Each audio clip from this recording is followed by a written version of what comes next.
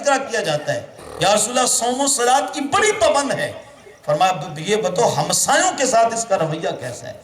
تو عرض کی یا رسول اللہ ہمسائے تو اس سے تنگ ہیں، تو حضور نے فرمایا جہنم میں جائے گی۔ پھر ایک عورت کا تذکرہ کیا، عرض کی یا رسول اللہ صوم و صلات تو بس وہ بس ضرورت کے ہیں، یعنی فرضی نماز پڑھتی ہے، کوئی لمبے چوڑے نوافل جو ہے وہ نہیں پڑھتی ہے۔ تو حضور نے فرمایا یہ بتاؤ کہ اس کا ہمسایوں کے ساتھ جو رویہ ہے وہ کیسا ہے؟ یا رسول اللہ ہمسائے تو اس پہ راضی ہیں، ہمسائے تو اس پہ خوش ہیں۔ میرے آقا نے فرمایا جنت میں جائے گی۔ تو یار وہ بلے شاہ نے کہا تھا نا ستھری پنجابی کے لہجے میں تنقید بڑی انہوں نے کی تھی، انہوں نے کہا حج بھی کیتی جاندے ہو تے خون بھی پیتی جاندے ہو، حج بھی کیتی جاندے ہو تے خون بھی پیتی جاندے ہو، کھا کے مال یتیمہ دا پھر مسیتی جاندے ہو، پھٹ دلاں دے سیندے نہیں تے ٹوپیاں سیتی جاندے ہو، اے تے دسو بلے نو ایک ہی کیتی جاندے ہو۔ تو یار اگر ہم اپنے آپ کو نہیں بدلیں گے تو پھر ان محفلوں کا کوئی فائدہ نہیں۔ وہ میرے حضرت کے والد ایک شعر پڑھا کرتے تھے، یاری لا تو پاک نبی سنگ، یاری لا تو پاک نبی سنگ، ہو پر پوری یاری، پھر درود ہے تیرا بھاری، لکھ واری نالو ایک واری۔ تو اگر یاری پوری لگ گئی تو پھر تو ایک رات کا جاگنا بھی ان کی بارگاہ میں قبول ہو جائے گا، پھر تو ایک بار درود لکھ باری درود سے بھاری ہو جائے گا اگر یاری پوری آمنہ کے لال سے لگ گئی۔ اگر ہم اپنے آپ کو چینج کر لیتے ہیں، اپنے آپ کو بدل لیتے ہیں، تو آؤ حضور کا میلاد بھی مناؤ، لیکن حضور کے میلاد کے ساتھ ساتھ اپنی جو زندگی ہے، لوگوں کے ساتھ جو رویے ہیں وہ اتنے تلخ نہ ہوں، اتنے سخت نہ ہوں، بلکہ لوگ کوئی میلاد میں آئے، وہ حضور سے پوچھا گیا نا یا رسول اللہ کوئی حج پہ آتا ہے تو کیا سند ہے اس کے پاس کہ اس کا حج اللہ نے قبول کر لیا؟ حضور نے فرمایا حج کرنے جب آیا تھا تو جو اس کا کردار تھا، حج کرنے کے بعد جب وہ گیا ہے تو جب اس کا کردار بدل جائے تو لائن سیدھی ہو جائے تو سمجھو اللہ نے اس کا حج قبول کر لیا۔ اور اگر پہلے گیا تھا تو تھوڑا فراڈیا تھا اور جب واپس پلٹ کر حج کر کے آیا ہے تو پھر اور زیادہ فراڈیا ہو گیا ہے، تو حضور نے فرمایا پھر اس کا حج اللہ نے قبول نہیں کیا ہے۔ تو آپ اگر محفل میلاد کرواتے ہیں تو محفل میلاد کے بعد اگر عمل بدل جائے، آپ کا کردار بدلا بدلا سا نظر آئے، تو سمجھو کہ محفل میلاد میں گزارے ہوئے لمحات اللہ رسول کو پسند آتے ہیں۔ تو محفل میلاد سے اٹھ کے جاؤ۔ تو میں یہ آخر میں میسج دے رہا ہوں، اگر کسی کا باپ ناراض ہے تو اس کے پاؤں پکڑ لو، گھر جا کے ماں ناراض ہے اس کے پاؤں پکڑ لو، تو وہ کہیں خیر تو ہے، آج اتنے مہینے گزر گئے ہم ناراض ہیں اور اب کیا ہوا ہے، کیا معافی مانگ رہا ہے؟ تو اس کو بتانا ابھی ابھی سرکار کی محفل میلاد سے اٹھ کے آ رہا ہوں، اور سرکار کا میلاد جو ہے اس میں بتایا گیا ہے کہ جب تک ماں باپ نہیں راضی ہوں گے رب رسول راضی ہو ہی نہیں سکتا۔ اور آپ جب میلاد سے اٹھ کے جائیں تو آپ لوگوں سے ملیں، اتنی مٹھاس بھرے لہجے کے ساتھ کسی سے ملیں کہ وہ کہے کہ یار تو بڑا اکھڑ مزاج تھا، تو بات ہی نہیں سنتا تھا، یہ بدلا بدلا سا کیوں ہے، یہ اتنا تیرے لہجے میں مٹھاس رس کیوں بڑھا گیا ہے؟ تو اسے کہنا ابھی ابھی میٹھے مصطفیٰ کی محفل میلاد سے اٹھ کے آیا۔ تو پھر تو مزہ ہے نا محفل میلاد کروانے کا۔ تو ہم اگر اٹھ کے جائیں اور ہم بدل جائیں، لوگ ہمیں دیکھ کر کہیں یار جس نبی کے غلام اتنے اچھے ہیں ان کا آقا کتنی عظمت و شان والا ہے، تو پھر تو محفلوں کا فائدہ ہے، وگرنہ پھر یہ وقت کا ضیاع ہے۔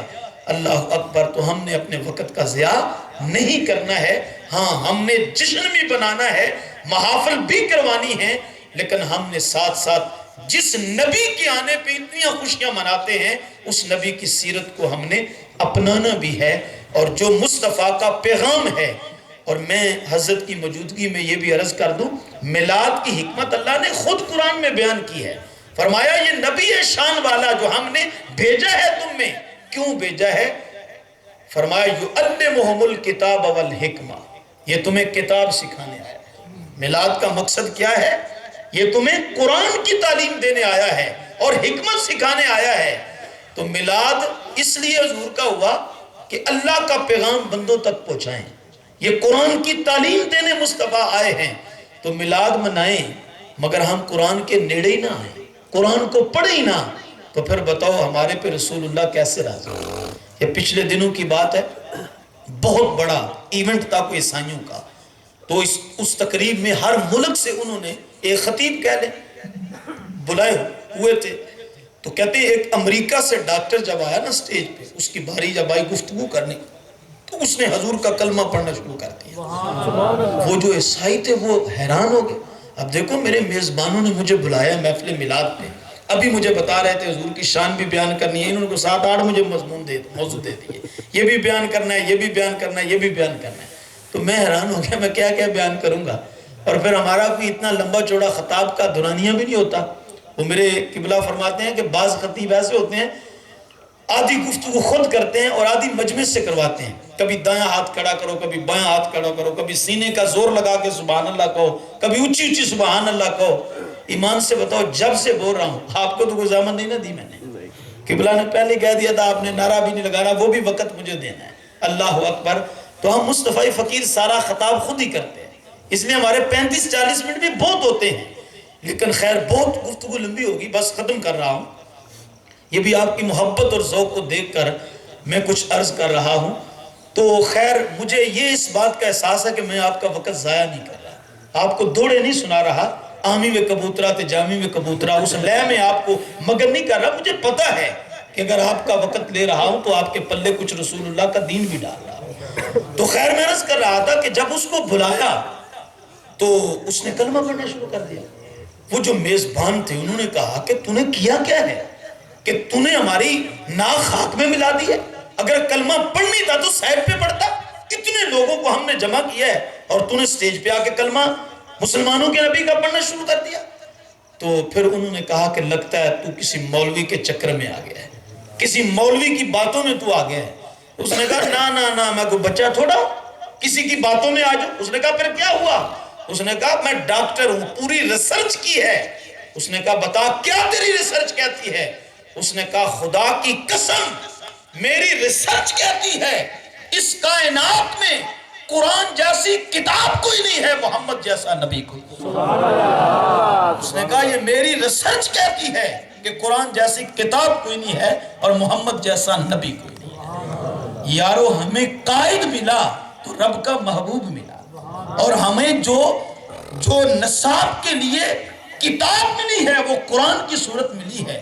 تو بتائیے جس کے پاس نصاب قرآن ہو زندگی گزارنے کے لیے اور قائد آمینہ کا لال ہو، رب کا محبوب ہو، اگر وہ قوم بھی کشمیر میں لٹتی ہو، فلسطین میں کٹی جا رہی ہو، تو پھر میں یہی کہوں گا جب میں کہتا ہوں الہی میرے احوال کو دیکھ، حکم ہوتا ہے بندے پہلے اپنا نامہ اعمال تو دیکھ۔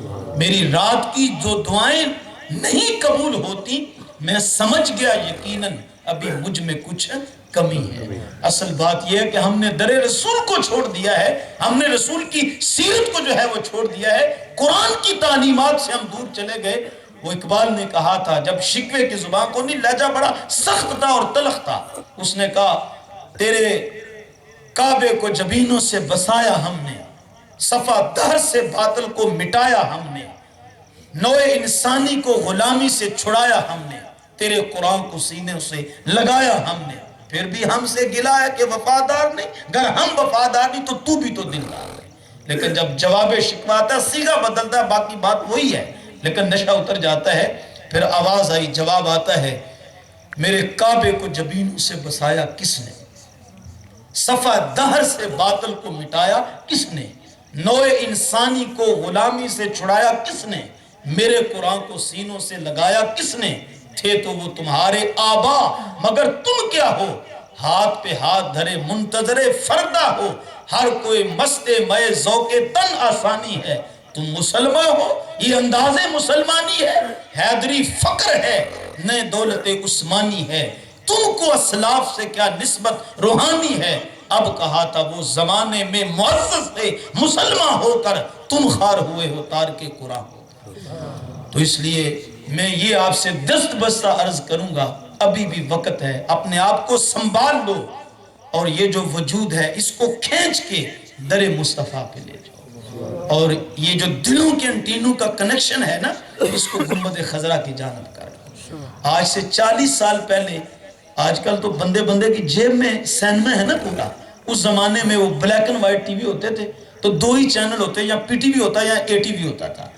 تو وہ ٹی وی چلانے کے لیے ایک جو ہے وہ سلور کا انٹینا ہوتا تھا جو ہم نے چھت پہ لگایا ہوتا تھا، اور کبھی تصویر خراب ہو جاتی، چھوٹے چھوٹے بچے ہم ہوتے تھے تو یہ منظر دیکھنے کو ملتا تھا، آواز خراب ہو جاتی یا تصویر خراب ہو جاتی تو ایک دوست کو ہم کہتے چھت پہ چڑھ جا، اور وہ ڈنڈے کو، انٹینے والے ڈنڈے کو گھما رہا ہوتا، اور ایک بندہ ٹیلی ویژن کے سامنے کھڑا ہو جاتا.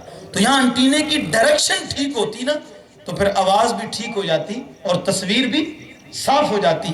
ہم کہتے بس یہاں پہ روک دو، اس کی ڈائریکشن جو ہے وہ ٹھیک ہو گئی ہے. اللہ اکبر.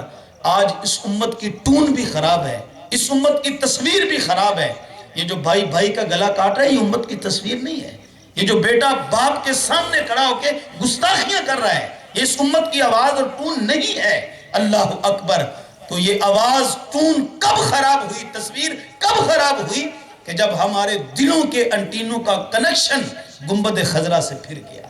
تو دوبارہ جب تک انٹینوں کے کنیکشن کی ڈائریکشن گنبد خضرا کی جانب نہیں ہوتی ہے اتنی دیر تک اس امت کی تقدیر بدل نہیں سکتی ہے. اور جب ہمارا سب کچھ ہمارے حضور ہو جائیں گے تو پھر ایک شعر میں پیغام دے دیتا ہوں.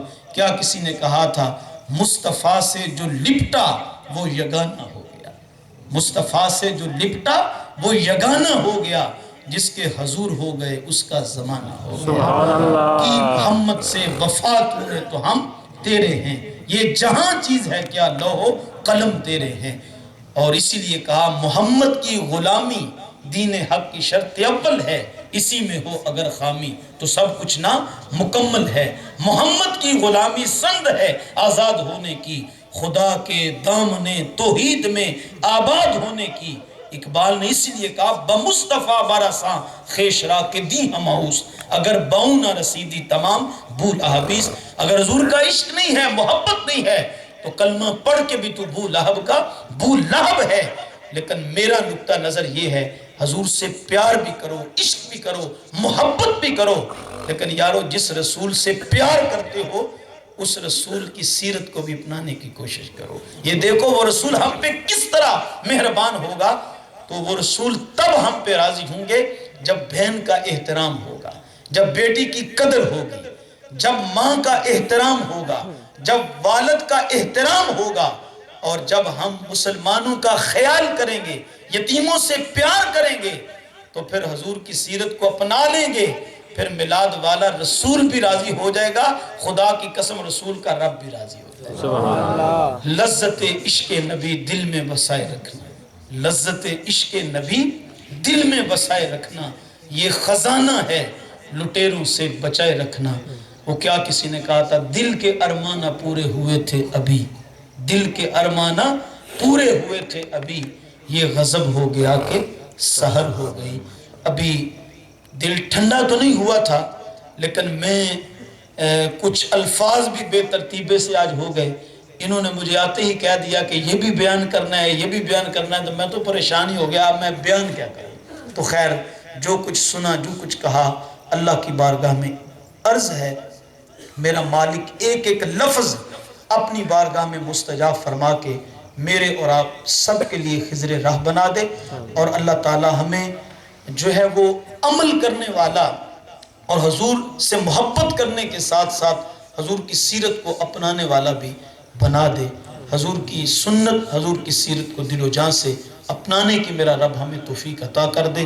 کار ما آخر شدو آخر زیمہ کار نشد، مشت خاک ما غبارے کوچائے یار نشد، و آخر دعوایا ان الحمدللہ رب العالمین.